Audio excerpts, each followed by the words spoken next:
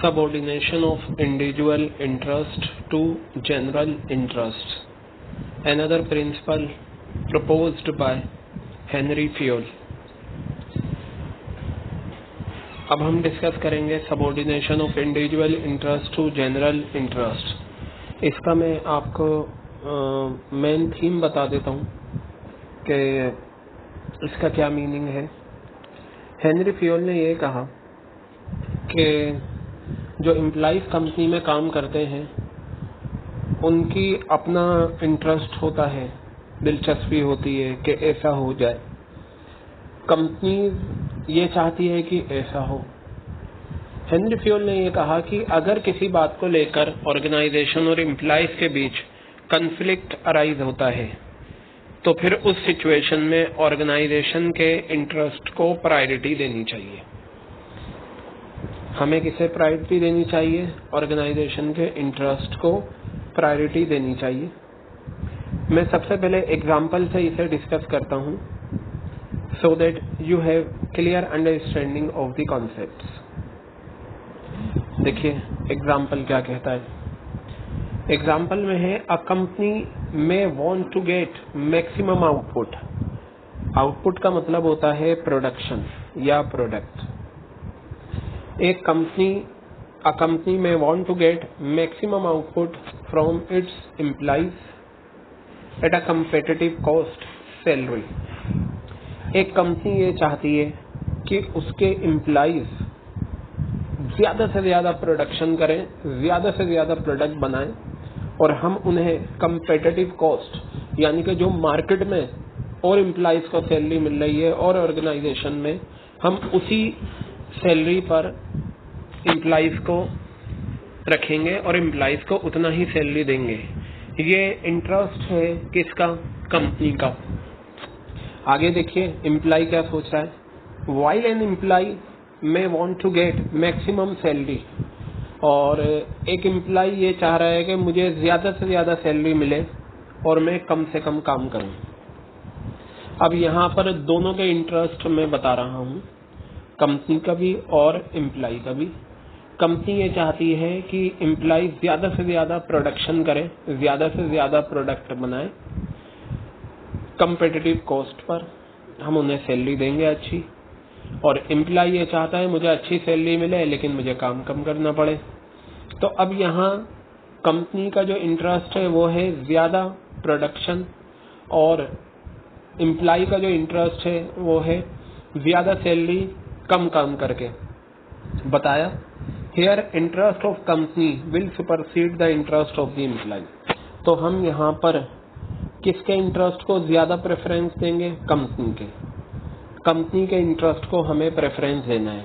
अगर एम्प्लॉय और ऑर्गेनाइजेशन के इंटरेस्ट को लेकर, ये इंटरेस्ट वो नहीं है लोन पर जो हम इंटरेस्ट देते हैं, ब्याज देते हैं, वर्ड वही है लेकिन मीनिंग यहाँ पर क्या है? इंटरेस्ट का मतलब दिलचस्पी या मकसद आप यहाँ समझ लीजिए कि एक कंपनी ये चाहती है ज्यादा आउटपुट, ज्यादा प्रोडक्शन अपने एम्प्लॉय से, और एम्प्लॉय ये कहते हैं भाई हमें ज्यादा सैलरी चाहिए और हम कम काम करेंगे। तो यहाँ पर हमें किसके इंटरेस्ट को ज्यादा प्रेफरेंस देनी चाहिए? ऑर्गेनाइजेशन के इंटरेस्ट को ज्यादा प्रेफरेंस देनी चाहिए। अब हम आते हैं अपने कॉन्सेप्ट्स पर, क्योंकि आपने इसका जो मेन कंक्लूजन था वो आपने जान लिया। अब देखते हैं पहला point. According to Fayol, Henri Fayol के according, interest of an organisation should take priority. एक ऑर्गेनाइजेशन का जो इंटरेस्ट है, the interest of an organisation should take priority over the interest of any one individual employee. कहा organisation का जो interest है उसे हमें प्रायोरिटी देनी चाहिए इंडिविजुअल एम्प्लॉय के कंपैरिजन में। सभी सिचुएशंस में interest of the organisation supersedes the interest of any individual. ये हमने एग्जांपल में भी ये पॉइंट करा था। ऐसा इसलिए है, क्यों हम ऑर्गेनाइजेशन के इंटरेस्ट को ज्यादा प्रायोरिटी क्यों दें, हम उसे ज्यादा प्रेफरेंस क्यों दें, नीचे बताया। ऐसा इसलिए है क्योंकि large interest of various stakeholders जो कंपनी में दिलचस्पी रखते हैं, जो कंपनी से जुड़े हुए हैं, कौन कौन है? वर्कर्स हैं, ओनर्स हैं, शेयर होल्डर्स हैं, लेनदार हैं, कस्टमर हैं, सोसाइटी है, हम इन सबको सेक्रीफाइस नहीं कर सकते सिर्फ एक इंडिविजुअल के लिए या कुछ इंडिविजुअल्स के लिए who want to exert pressure on the company, जो कंपनी पर प्रेशर बनाना चाहते हैं। तो बताया हेनरी फ्यूल ने ये कहा कि ऑर्गेनाइजेशन के इंटरेस्ट को आपको सुपरसीड करना चाहिए, ज्यादा प्रेफरेंस देनी चाहिए, ज्यादा प्रायोरिटी देनी चाहिए इंडिविजुअल एम्प्लॉय के कंपैरिजन में।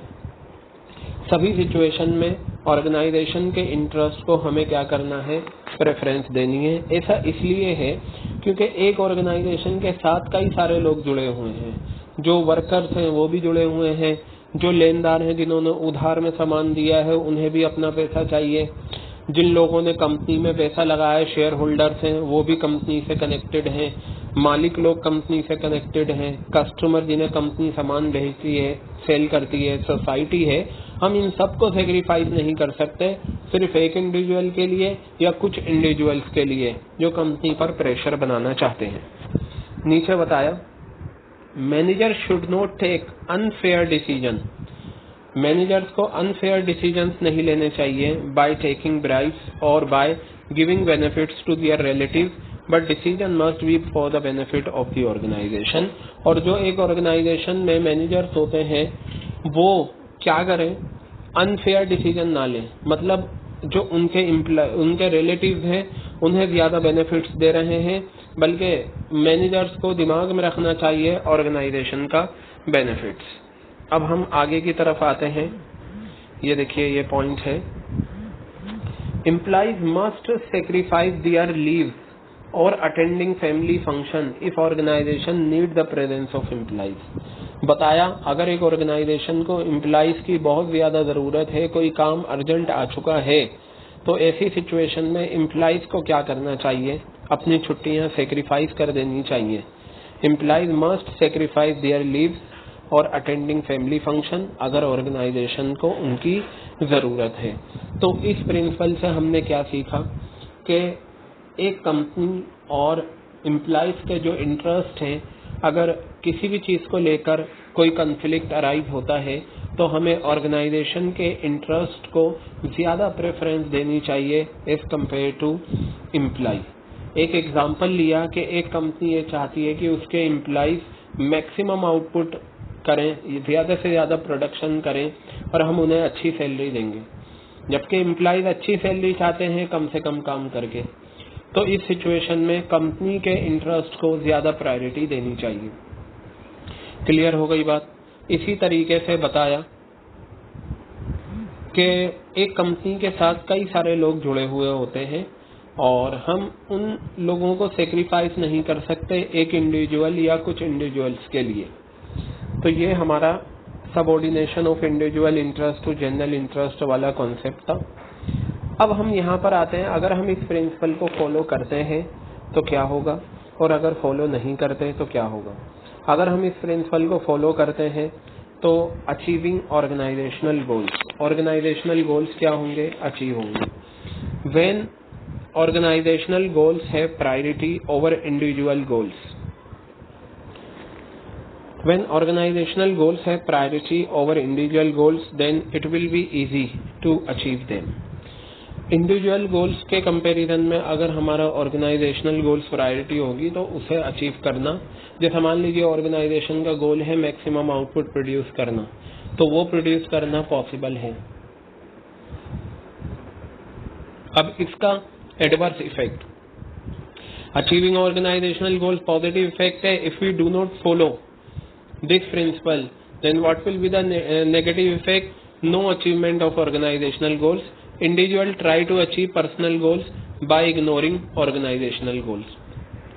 इंडिविजुअल जो है अपने पर्सनल गोल्स अचीव करने पर लगे हुए हैं और ऑर्गेनाइजेशनल गोल्स को क्या कर रहे हैं, वो सेक्रीफाइस कर रहे हैं।